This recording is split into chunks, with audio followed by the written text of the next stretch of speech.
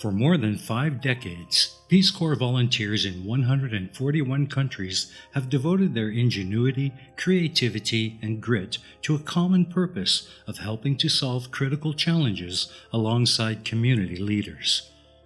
Through the years since its establishment, Peace Corps volunteers have been connected by their passion for service and love for their host countries. The Peace Corps has made an undeniable and transformative impact on the communities it serves, and the volunteers themselves can be measured in many ways. From a shared cup of tea with a host mother that leads to a greater understanding of Western culture and people, to the building of a new school library, or a safe latrine where there wasn't one before. The Peace Corps measures its impact in many ways. In 1950, Walter Ruther, president of the United Auto Workers, proposed in an article titled A Proposal for a Total Peace Offensive that the United States establish a voluntary agency for young Americans to be sent around the world to fulfill humanitarian and development objectives. Subsequently, throughout the 1950s, Ruther gave speeches to the following effect. Quote, "I have been saying for a long time that I believe the more young Americans who are trained to join with other young people in the world to be sent abroad with slide rule, textbook, and medical kit to help people help themselves with the tools of peace, the fewer young people will need to be sent with guns and weapons of war." End quote. In addition, following the end of World War II, various members of the United States Congress proposed bills to establish volunteer organizations in developing countries. In December 1951, Representative John F. Kennedy suggested to a group that young college graduates would find a full life in bringing technical advice and assistance to the underprivileged and backward Middle East. In that calling, these men would follow the constructive work done by the religious missionaries in these countries over the past 100 years. In 1952, Senator Brian McMahon proposed an army of young Americans to act as missionaries of democracy. While Kennedy is credited with the creation of the Peace Corps as president, the first initiative came from Senator Hubert H. Humphrey, Jr., who introduced the first bill to create the Peace Corps in 1957, 3 years before Kennedy, as presidential candidate, would raise the idea during a campaign speech at the University of Michigan. The immediate precursor of the Peace Corps, the Point Four Youth Corps, was proposed by Representative Henry Roos of Wisconsin in the late 1950s. Senator Kennedy learned of the Roos proposal during his 1960 presidential campaign and, sensing growing public enthusiasm for the idea, decided to add it to his platform. In early October 1960, he sent a message to the Young Democrats that called for the establishment of a Youth Peace Corps, and on October 14th, he first publicly spoke of the Peace Corps idea at an early morning speech at the University of Michigan in Ann Arbor.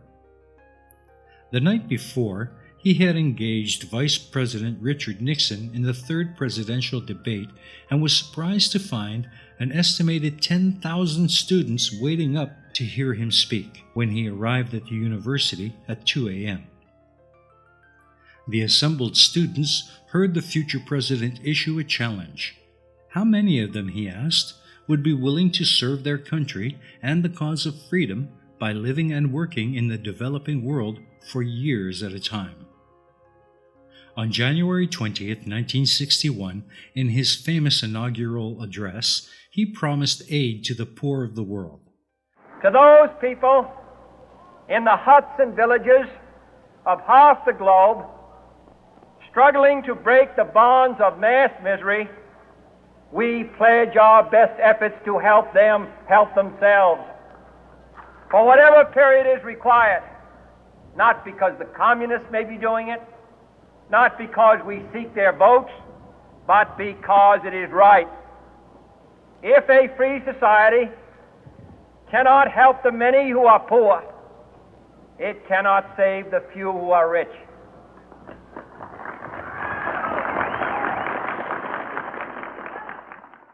Ask not what your country can do for you. Ask what you can do for your country. On March 1st, 1961, President John F. Kennedy issued Executive Order 10924, establishing the Peace Corps as a new agency within the Department of State. The same day, he sent a message to Congress asking for permanent funding for the agency, which would send trained American men and women to foreign nations to assist in development efforts. The Peace Corps captured the imagination of the U.S. public, and during the week after its creation, thousands of letters poured into Washington from young Americans hoping to volunteer. After March 1st, thousands of young Americans answered this call to duty by volunteering for the Peace Corps. The agency, which was headed by Kennedy's brother-in-law, R. Sargent Shriver, eventually chose some 750 volunteers to serve in 13 nations in 1961. In August, Kennedy hosted a White House ceremony to honor the first Peace Corps volunteers. The 51 Americans who later landed in Accra, Ghana, for 2 years of service immediately made a favorable impression on their hosts when they gathered on the airport tarmac to sing the Ghanaian national anthem in Twi, the local language. On September 22, 1961, Kennedy signed the congressional legislation creating a permanent Peace Corps that would promote world peace and friendship. In July 1971, President Richard Nixon, an opponent of the program, brought the Peace Corps under the umbrella agency Action. President Jimmy Carter, an advocate of the program, said that his mother, who had served as a nurse in the program, had one of the most glorious experiences of her life in the Peace Corps. In 1979, he made it fully autonomous as an executive order. This independent status was further secured by 1981 legislation making the organization an independent federal agency. After the 2001 September 11 attacks, which alerted the U.S. to growing anti-U.S. sentiment in the Middle East, President George W. Bush pledged to double the size of the organization within 5 years as a part of the war on terrorism. For the 2004 fiscal year, Congress increased the budget to $325 million. As part of an economic stimulus package in 2008, President Barack Obama proposed to double the size of the Peace Corps. However, as of 2010, the amount requested was insufficient to reach this goal by 2011. Peace Corps volunteers are American citizens typically with college degrees who work abroad for a period of 2 years after 3 months of training. Volunteers work with governments, schools, non-profit organizations, non-government organizations, and entrepreneurs in education, youth development, community health, business, information technology, agriculture, and the environment. After 24 months of service, volunteers can request an extension of service.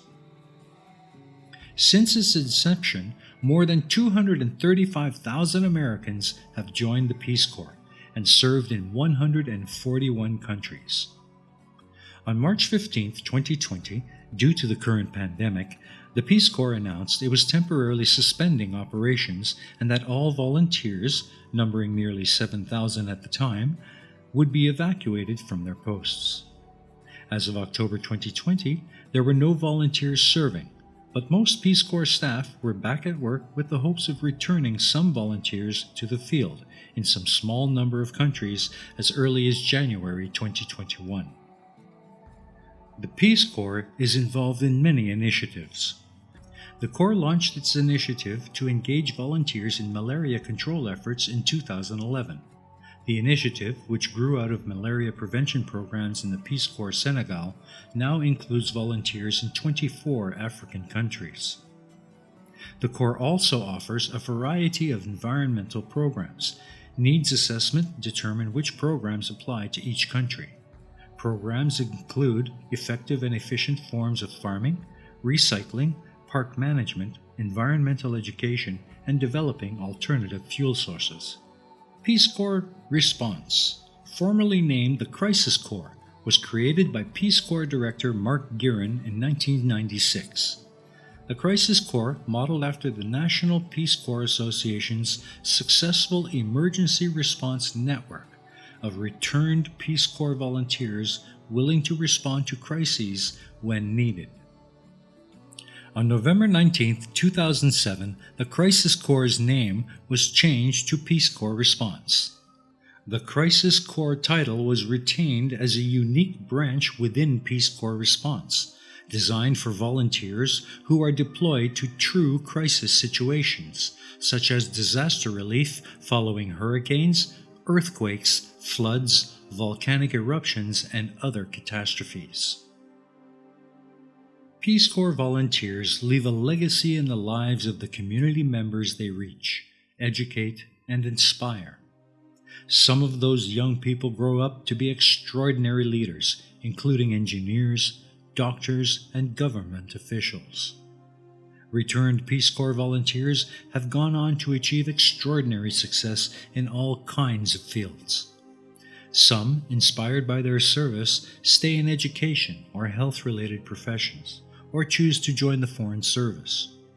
Others pursue careers in business, from entrepreneurial startups to management at major companies.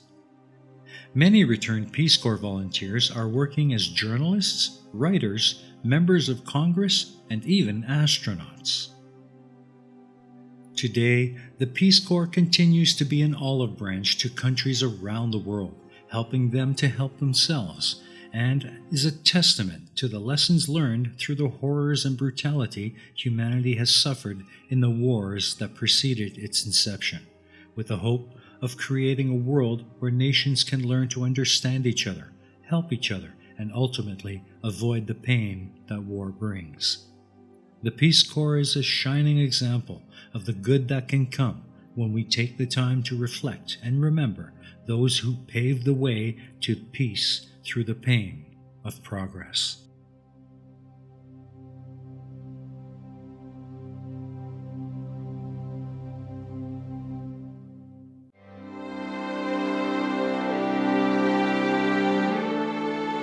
I have a dream today.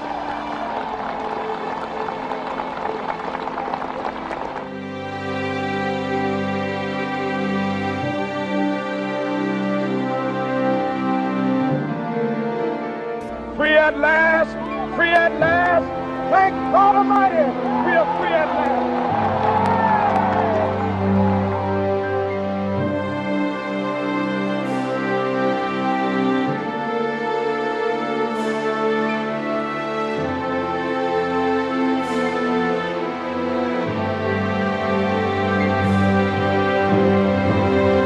We choose to go to the moon. We choose to go to the moon in this decade and do the other things, not because they are easy, but because they are hard. Because that goal will serve to organize and measure the best of our energies and skills. Because that challenge is one that we're willing to accept, one we are unwilling to postpone, and one we intend to win, and the others too.